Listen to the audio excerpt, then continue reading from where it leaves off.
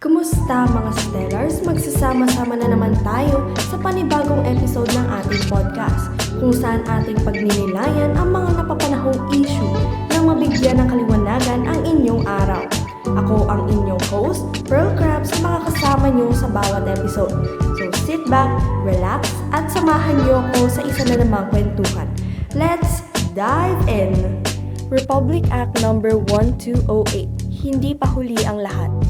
Sa pagpapatupad ng Republic Act No. 1208, Basic Education, Mental Health and Wellbeing Promotion Act, ani, Philtitos, hindi raw timely ang pagpapatupad nito dahil bakit ngayon lang? Ngunit sa harap ng tumataas na kaso ng depresyon, anxiety at pagpapatiwakal sa mga kabataan, kailan nga ba ang tamang oras upang bigyang pansin ang kanilang kalusugang pangkaisipan? Hindi dapat husgahan ito batay sa kung huli ang pagpasa ng batas o hindi.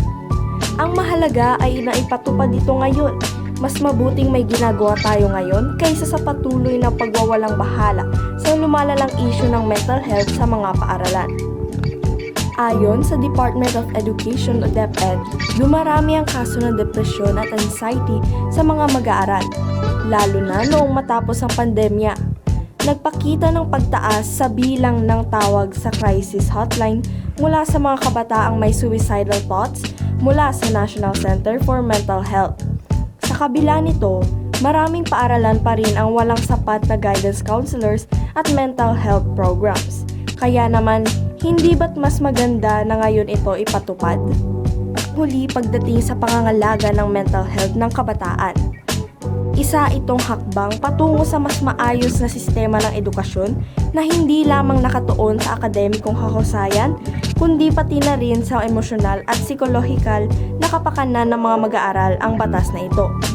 Sa halip na questionin kung bakit ngayon lang ito pinatupad, mas mahalagang pagtuunan ng pansin kung paano ito epektibong maipapatupad.